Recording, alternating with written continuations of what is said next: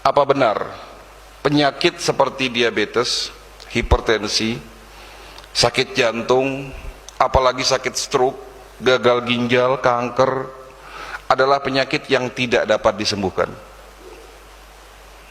Kalau Bapak Ibu didiagnosis, divonis dokter di luar sana sakit yang tadi saya sampaikan, yang saya sebutkan, entah itu diabetes, hipertensi, penyakit tersebut menurut ilmu kedokteran tidak dapat disembuhkan dan harus minum obat seumur hidup.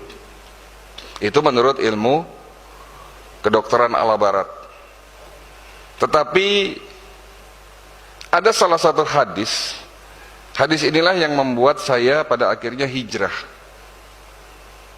dari pengobatan medis ke pengobatan holistik. Ya.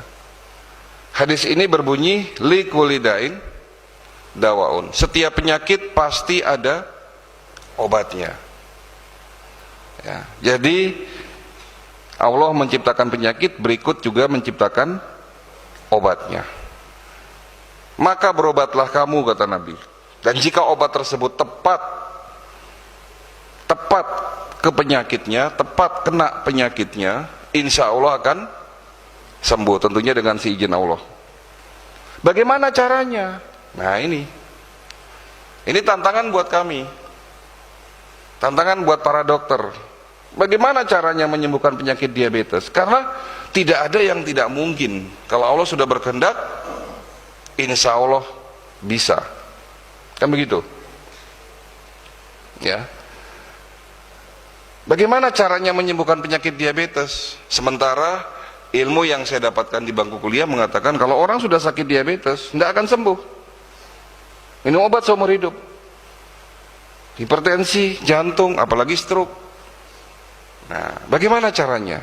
Ternyata setelah kami mendalami pengobatan tradisional itu kan banyak metodenya. Ada metode tibum nabawi, ada pengobatan dari India namanya Ayurveda India, ada pengobatan dari Cina namanya traditional Chinese medicine. Dan ternyata obat yang dapat menyembuhkan penyakit kita itu ada 3, Pak. Ini kita bicara fisik. Tubuh manusia terdiri dari 3 unsur, body, mind, and soul. Fisik, pikiran, dan jiwa. Kita baru bicara fisik nih. Ya. Obat untuk fisik kita, untuk penyakit kita ada 3. Satu adalah obat yang kita minum, baik itu obat kimia maupun herbal. Kedua, obat itu ternyata ada dalam makanan kita. Jadi makanan kita juga obat, Pak.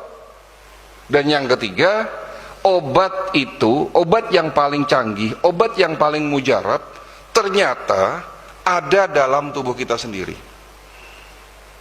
Allah menciptakan manusia itu canggih, Pak. Manusia adalah makhluk yang punya kemampuan secara otomatis dapat mengobati dirinya sendiri tanpa kita sadari. Jadi kalau Bapak terinfeksi virus corona misalnya, sebetulnya tanpa berobat pun ya, tubuh kita bisa membunuh si virus tersebut dalam tubuh kita.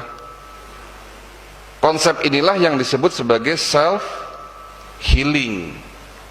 Ya, jadi self healing inilah yang menjadi dasar metode pengobatan holistik. Yang tentunya pengobatan holistik itu didukung dengan teknologi.